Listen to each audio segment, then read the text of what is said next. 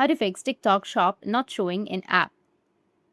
So if you want to fix your TikTok shop is not showing in your application, then what you need to do is first you just need to simply open up your TikTok application. After opening a TikTok, you need to go with your profile, which will be on the bottom.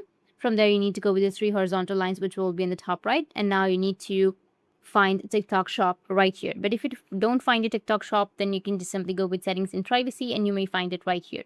But if you don't find your TikTok shop here as well, then you need to scroll down a bit and then you'll find an option of free up space. You need to tap on it and then just simply go with clear cache.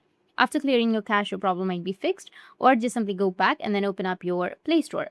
After opening the Play Store, you need to go with search, and here you need to search for TikTok. After searching for your TikTok, you need to go with update if you have any updates on your TikTok. After updating, your problem will be fixed.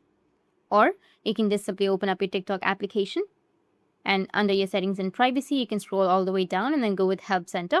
From your Help Center, you can just simply go and select any option that you're comfortable with, like for example, your TikTok shop. So find TikTok shop option right here, like my TikTok shop is not showing, something like that, and then just simply go with chat with us, which will be on the bottom, and contact TikTok support.